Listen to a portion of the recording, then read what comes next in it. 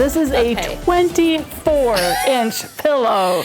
Talk about making a statement, right? It is. So we're going to take you step by step on a few ways of putting this together. What do you want me to do? We're going to put together his face because that's the thing that always makes any project come alive. So we are going to come here, and we've got our U pieces, and they are sewn, and we are going to sew to our Z piece. So as simple as this, we're just going to do these two right like that.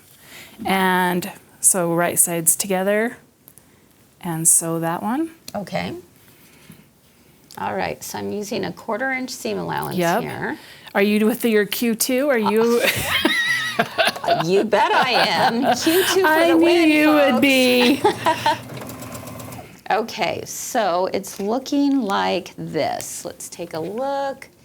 Here we go. He's got eyes. He's got eyes. Yes. And then we're just going to give him his little nose and his cheek. So we're just going to sew each of these. Oh my goodness. On this end there, like that.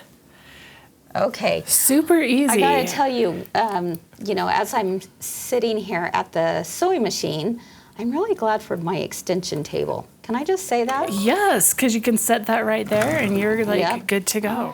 Oh my goodness. And then you would just sew those two pieces together. You would sew those two pieces together. And, wow. And then there's one other piece and his face is done. Like that's really how easy this goes together. Yes. Look at that. So once your piecing's all done, you have just 3 little applique pieces that you add with his eyebrows and his little pom-pom up here. But isn't that so much fun?